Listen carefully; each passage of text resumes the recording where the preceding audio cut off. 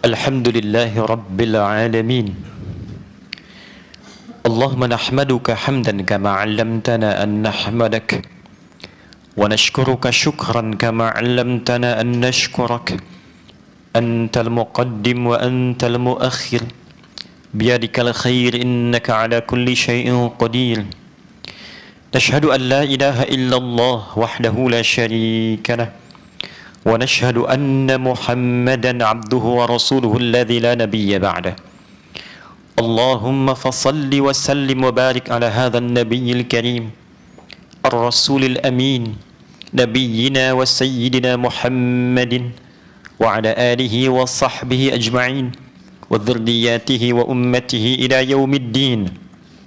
Amma ba'd, faya ibadallah ahbaballahi wa ahbaba rasulihi sallallahu alaihi wasallam, أوصي نفسي وإياكم بتقوى الله فقد فاز المتقون فلا تموتن إلا وأنتم مسلمون.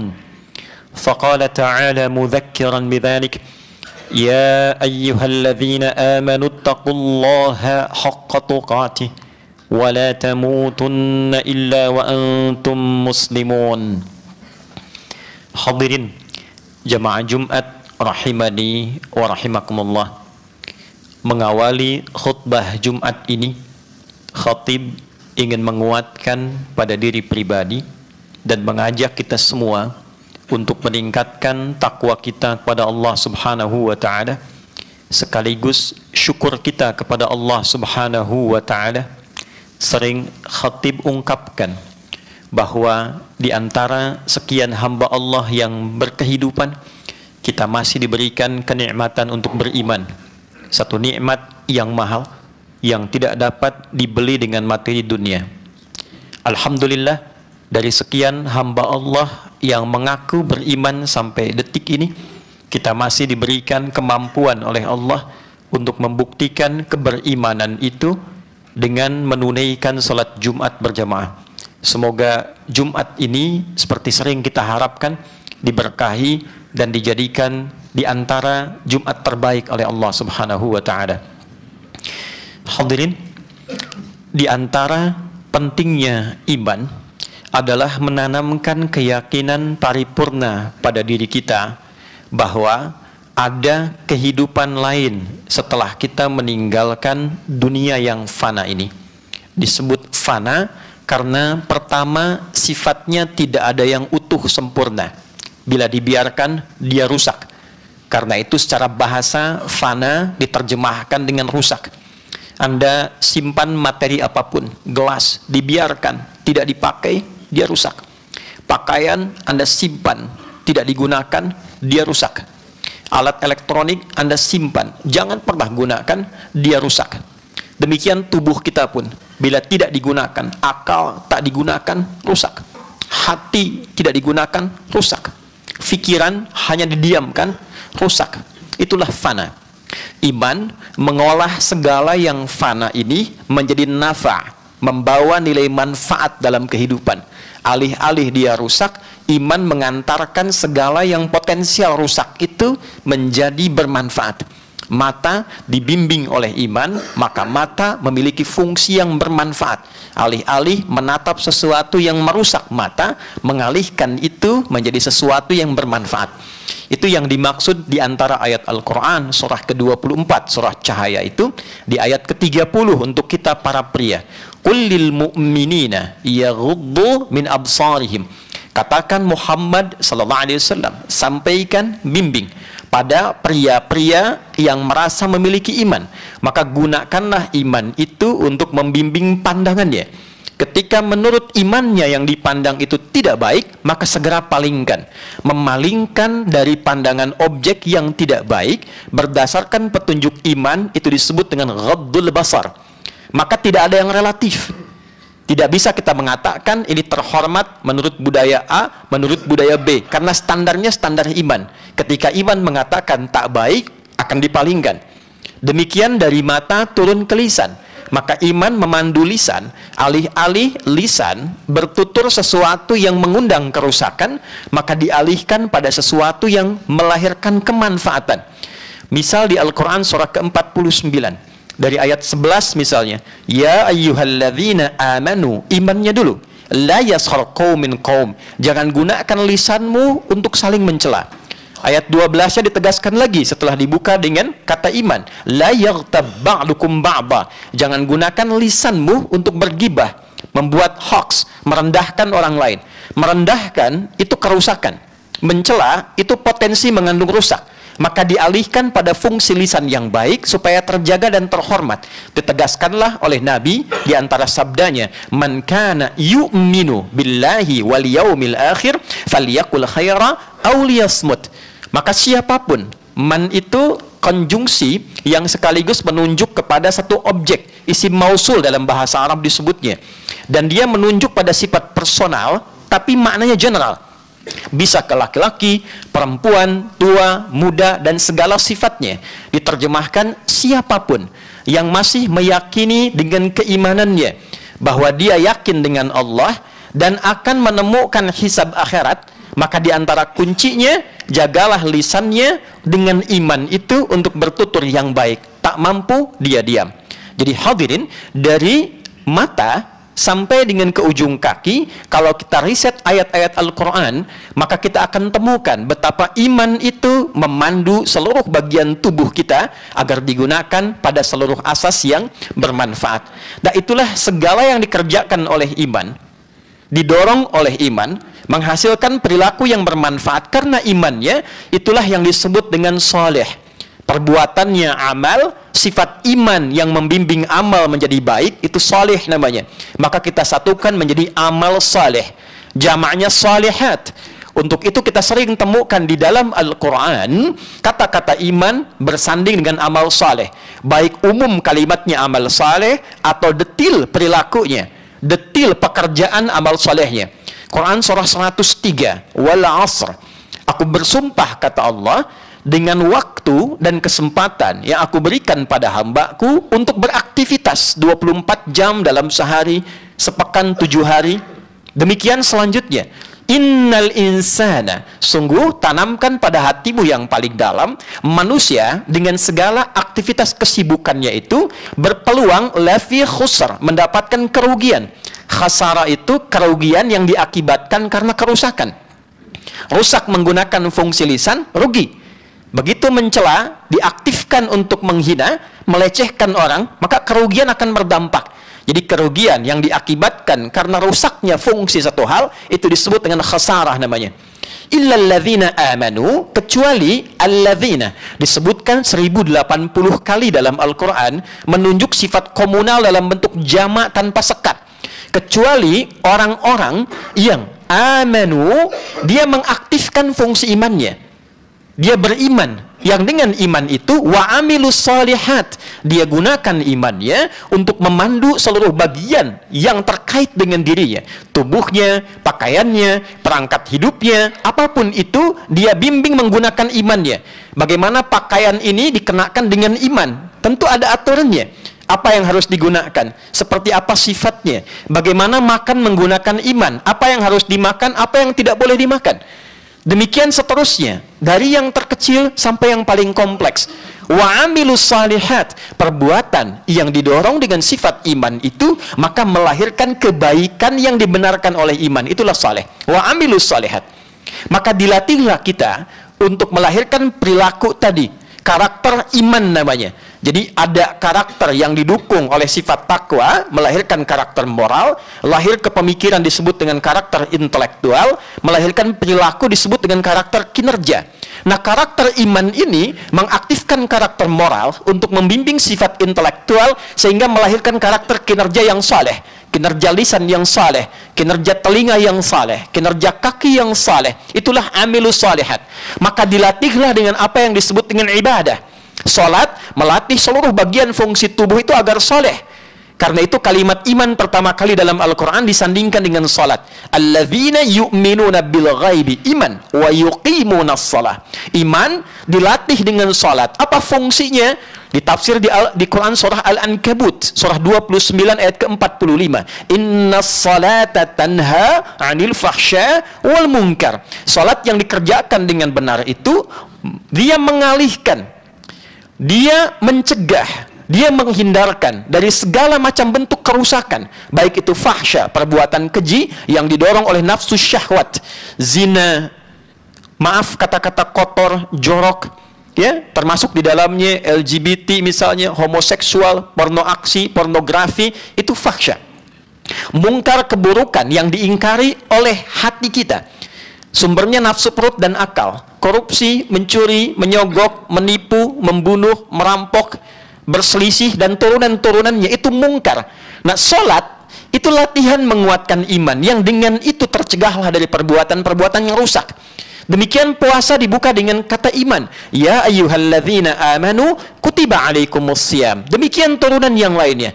Pada akhirnya puncak dari iman itu adalah memberikan keyakinan paripurna. Mengapa kita mesti sholat? Mengapa kita puasa? Mengapa kita menjadi baik dan meninggalkan legasi kebaikan di muka bumi ini? Karena pada hakikatnya dunia bukan tempat tinggal, tapi dunia tempat meninggal. Inilah tempat yang berfungsi mengaktifasi iman kita dan meninggalkan legasi amal soleh, sehingga tugas itulah yang kita pertanggungjawabkan saat pulang kepada Allah.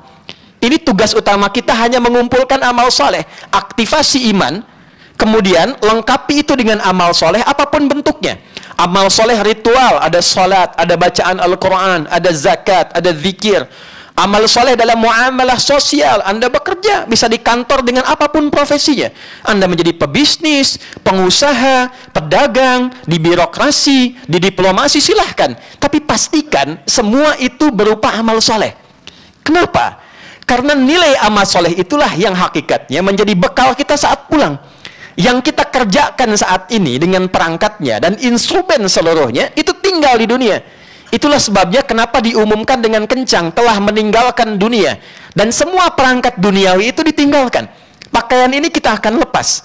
Alat-alat yang menjadi ID kita, yang kita gunakan, handphone, apakah itu kendaraan, apakah itu roda 2, 4, dan sebagainya, apakah kacamata, jam tangan, dan sebagainya, itu sifat duniawi, hilang, kita tinggalkan. Yang dibawa pulang itu apa? Nilai imannya, amal solehnya. Dan itu yang menguatkan kita bahwa satu saat kita pulang, wabil akhirati hum yuqinun. Akumulasi iman yang dilatih dengan amal soleh, puncaknya melahirkan keyakinan paripurna. Yakin itu bahasa Arab, ya, satu kesempurnaan iman yang tertanam pada jiwa, itu disebut yakin. Yakin itu dasarnya iman. Berbahagialah kalau ada orang yang mengatakan yakinlah, artinya sudah punya dasar iman. Iman itu ketika tertancap pada jiwa, memberikan satu akumulasi keyakinan paripurna yang disebut dengan yakin. Wabil akhirati hum yuqinun. Kenapa mereka mesti beriman? Kenapa mesti sholat? Kenapa infak? Kenapa menggali Quran? Karena yakin pasti pulang. Dan dengan keyakinan itulah kita pula Jumatan. Bukankah Jumat dibuka dengan kalimat iman? Dengan nama surahnya Al-Jumu'ah. Di ayat ke-9 itu, ya ayyuhalladzina amanu idza nudiya lis-salati min yaumil jumu'ati fas'au ila dzikrillah wa dzarul bai'. Hai orang-orang yang beriman, karena punya iman, jika disuruh untuk menunaikan salat Jumat, bergegaslah engkau, tapi bersiap-siap dulu. Ada sa'a, hati-hati di sini, ada sara'a. Sara'a itu bergegas tanpa perlu persiapan. Anda ingin taubat menggunakan sara', wasari'u ila maghfiratin min rabbikum. Ali Imran ayat 133. Bergegaslah Anda untuk istighfar, taubat, koreksi diri. Sara'a yusari'u, saling mengingatkan, ada tafa'ul di situ yang mufa'alah. Saling ingatkan untuk taubat. Kalau ingin taubat, tak usah banyak persiapan. Dosa siang jangan taubat, ditunggu malam. Boleh jadi sore meninggal. Ketika keliru istighfar, datang minta ampun. Tapi untuk Jumatan menggunakan sa'a, fas'au, sa'a yas'a, bergegas dengan persiapan. Tahu jadwal Jumat 11.57, setengah 12 siap-siap. Wudhu yang baik, kenakan parfum yang bagus, berangkat sa'a. Anda tinggalkan kemudian aktivitas bisnis dulu.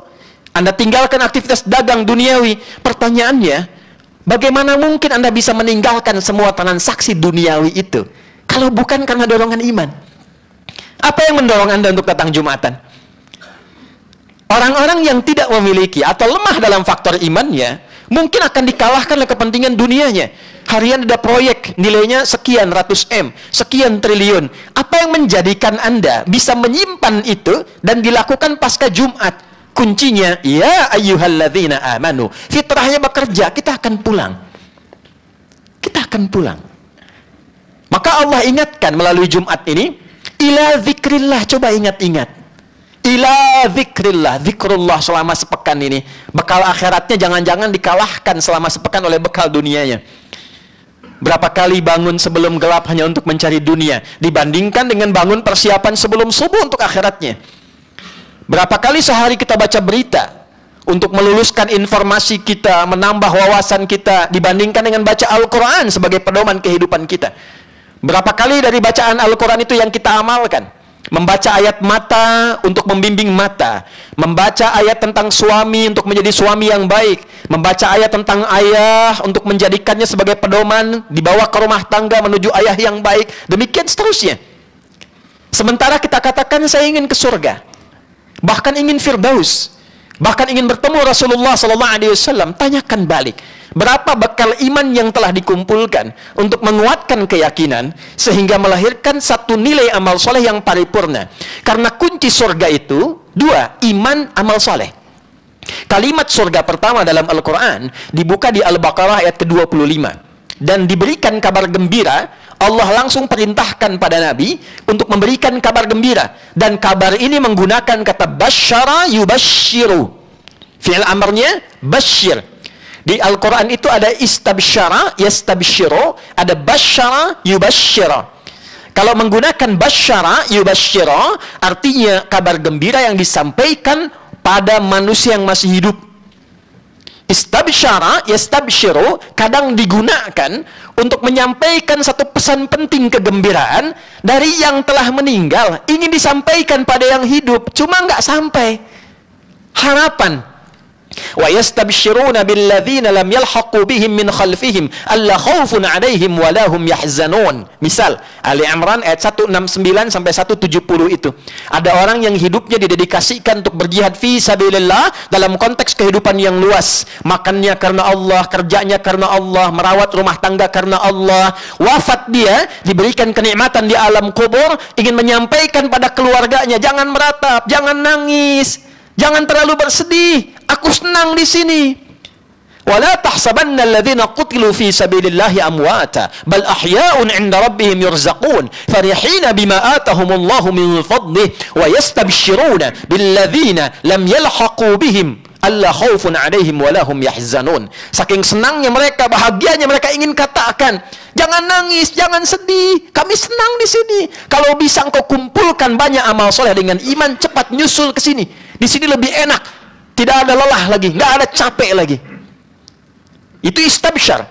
Beda dengan basyara, orangnya masih hidup, diberi kesempatan untuk disadarkan. Kamu akan meninggal, kamu akan wafat, ditunjukkan. Sekarang eranya lebih terlihat. Dulu cuma dengar ceritanya, sekarang bahkan sampai caranya wafat itu muncul di YouTube, kelihatan. Di IG ada story-nya. Orang sujud tiba-tiba tidak bangun lagi. Orang baca Al-Quran langsung tergeletak. Ada orang mengajar langsung meninggal. Demikian yang maksiat, joget-joget meninggal. Ada yang mabuk meninggal, ada yang debat meninggal, berkelahi meninggal, saling bunuh meninggal. Kalau sudah ditampakkan dalam pandangan, terdengar di telinga, tersimak dengan seluruh bagian tubuh kita, belum yakin juga bahwa kita pun akan wafat. Dengan cara apa lagi diyakinkan? Wa basyiril ladzina amanu, iman. Muhammad SAW, berikan kabar gembira pada umatmu, sampaikan yang masih hidup. Nabinya meninggal, ayatnya abadi pada kita saatnya yang masih hidup. Kalau masih merasa punya iman, wa amilus shalihat, cepat manfaatkan kehidupanmu untuk mengoleksi amal soleh. Koleksi sebelum meninggal. Annalahum jannatin tajri min tahtihal anhar. Dan yakinkan pada dirimu, dengan amal soleh didorong oleh iman itu yang bisa mendapatkan surgamu. Jadi kita ini telah melewati banyak episode kehidupan untuk melihat si fulan meninggal, berita luar biasa, dan ditampakkan bagaimana yang soleh dan yang salah. Nah, ditampakkan itu untuk mengingatkan kita, berikutnya kita yang pulang.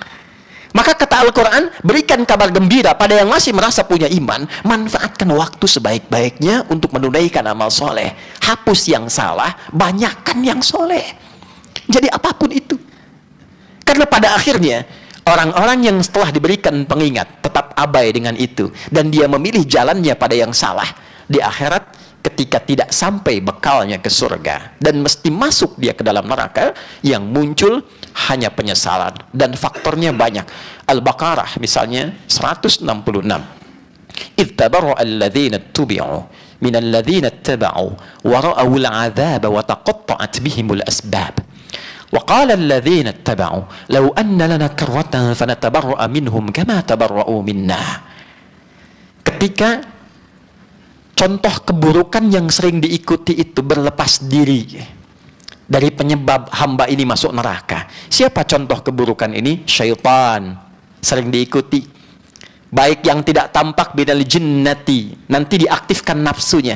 Alih-alih Jumatan, sudahlah, Jumatan nanti bisa pekan depan lagi. Sekarang dibawa untuk meraih kenikmatan dunia yang sementara. Ada yang melakukan A, melakukan B, maksiat dia, meninggal dalam keadaan maksiat. Saat dihisab, itu yang membisikkan berlepas diri. Bahkan nanti santai aja jawabnya, aku kan nggak maksa, aku cuma ngajak, salah kamu ikut. Dalam situasi itu, ini hamba mau jawab apa? Nanti ada marah itu. Ada yang karena pimpinan, karena pembesar dipaksa bermaksiat, dia ikut. Di Al-Ahzab ayat 67 itu jelas itu. Ya, ya Rabbana inna ata'na sadatana wa kubara'ana fa'adalluna sabila. Ya Allah, kami ini akan tersiksa begini karena menaati pimpinan yang salah. Bos kami yang keliru mengajak pada yang tidak benar. Pimpinan yang mengarahkan pada hawa nafsu ini, maka jalan kami keliru. Maka semua berlepas diri. Kenapa kamu ikut? Setan itu yang paling nyebelin luar biasa. Dia berkata, aku kan cuma menggoda, aku nggak maksa, aku cuma ngajak, itu pun lembut, halus, was-was. Kenapa kamu ikut? Dalam saat itulah kemudian dia mengatakan, dia menyesal. Waqala alladhina taba'u law anna lana karratan fanatabarra'a minhum kama tabarra'u minna. Ya Allah, kalaulah diberi kesempatan untuk mengulang kembali, memutar kehidupan kembali, saya akan berlepas diri dari para penggoda ini, supaya saya tidak ikut jalan mereka. Nanti ada yang masuk kemudian ke dalam sakar. Masalah kakum fis sakar. Kenapa kamu bisa ke sini, kata malaikat? Bukankah peran kamu di dunia untuk mengumpulkan amal soleh? Kenapa terjebak di neraka? Qalu lam nakum minal musallin. Dulu kami nggak sholat. Sholat dibuka dengan iman, imannya lemah. Jadi saudara, selama ini kita sibuk dengan dunia, tidak apa-apa sepanjang melahirkan hasanah. Rabbana atina fid dunya hasanah. Apa yang dimaksud hasanah? Itu sifat perilaku duniawi yang mengantarkan pada kebaikan akhirat kita. Anda kerja, niatkan dengan bismillah, kerja yang benar. Kalau bisa bekerja dengan benar, kenapa menempuh jalan yang salah? Toh tidak akan menambah rizki. Rizki kita itu sudah teratur. Begitu selesai dengan jumlahnya, meninggal kita. Jadi mencari dengan jalan yang benar itu meningkatkan berkah. Dengan jalan yang salah, tidak akan menambah rizki. Rizki segitu juga. Nanti yang capek nafsunya. Ingin tambah lagi, makannya tetap segitu. Anda kumpulkan 1 triliun, 200 triliun, 1000 triliun, rizki Anda cuma 100 miliar, dimakan 100 miliar, meninggal Anda. Selebihnya nafsu. Maka tidak salah, silahkan kumpulkan yang banyak. Untuk apa? Beramal soleh dengan harta. Bagaimana cara menempatkannya? Anda belajar. Jangan hanya jadi pebisnis yang sukses mengelola dunia, akhiratnya bagaimana? Belajar tentang zakat, belajar tentang infak. Bukan hanya mengeluarkan uang, itu diajarkan kemana ditempatkan, kenapa ditempatkan di situ, apa hasilnya. Sebegitu rincinya, saudara. Sebegitu rincinya. Kenapa ada zakat? Ini alasan logisnya. Ini investasi akhiratnya. Kenapa ada infak? Infak kemana saja? Ini bukan perkara ada kotak lewat, Anda isi, bukan. Ada infak untuk keluarga, namanya nafkah. Dari kata infak. Bagaimana infak pada istri, pada anak. Lalu mengelola itu bagaimana? Mendapatkannya seperti apa? Jadi kalau kita paham caranya, nggak ada khawatir. Nggak ada ketakutan. Setelah itu nanti ada yang 5, ada yang ibu, ada yang saudara, ada turunannya, baru yang luas. Jadi dibagi 3 oleh Quran. Ya, dijelaskan dulu yang bagian kita, yang paling dekat dengan kita. Yang privilege yang paling dekatnya, VVIP-nya, istri, anak-anak. Cukup dari sini, nanti lebarkan sedikit ke saudara, keluarga, orang tua. Nanti lebarkan ke yang jauh. Anda punya tabungan untuk diri Anda, dibuka untuk beramal, dibuka yang jauh. Kalau paham fikih ini, apapun yang Anda kerjakan dalam dunia bisnis, Allah berikan rezeki bahkan tak terbatas untuk Anda kelola. Kadang dibatasi, bukan nggak pengen ditambah lebih, karena belum bisa mengelola. Khawatirnya dipakai maksiat lagi, kumpulkan dosa lagi. Nah, ini mesti paham fikihnya. Yang ilmu demikian, yang dengan kedudukan mesti mengerti. Walaupun dilantik, ada jabatan, ada pinnya, itu dipertanggungjawabkan. Dan resikonya tidak mudah. Paling singkatnya meninggal. Saya ingatkan sekali lagi, meninggal. Mudah-mudahan apa yang disampaikan ini memberikan penguat kepada diri kita. Setidaknya di Jumat ini, kita punya satu lembaran baru yang akan kita tuliskan menjelang bergantinya tahun yang baru, di hari yang baru, di bulan yang baru. Pekan depan akan menjadi Jumat terakhir di tahun 1446 Hijrah. Dan ada 1 tahun terbentang kepada kita kemudian hari. Dan belum tahu apakah Jumat ini adalah pembuka lembaran kehidupan yang baru atau penutup kehidupan kita yang telah kita jalani sampai detik ini. Semoga Allah memberikan hidayah kepada kita, memaafkan, mengampuni dosa-dosa kita, dan membimbing kita menjadi pribadi yang lebih baik dibandingkan dengan hari-hari sebelumnya. Barakallahu li walakum fil Qur'anil azim, wa nafa'ni wa iyyakum bima fihi minal ayati wa dzikril hakim, wa taqabbala minni wa minkum tilawatahu, innahu huwas sami'ul alim. Ud'ullaha yastajib lana wa lakum jami'an.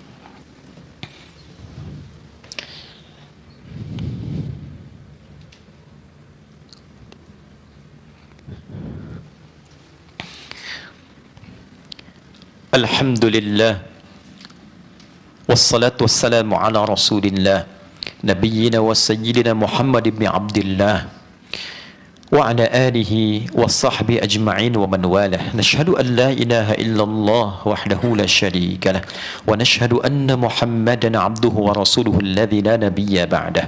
Allahumma salli wa sallim wa barik ala hadha an-nabiyyil karim, الرسول الأمين, نبينا وسيدنا محمد وعلى آله وصحبه أجمعين وذرياته وأمته إلى يوم الدين. عباد الله، إن الله وملائكته يصلون على النبي، يا أيها الذين آمنوا صلوا عليه وسلموا تسليما. اللهم صل وسلم وبارك على هذا النبي الكريم الرسول الأمين نبينا وحبيبنا محمد وعلى آله وصحبه أجمعين وذرياته وأمته إلى يوم الدين.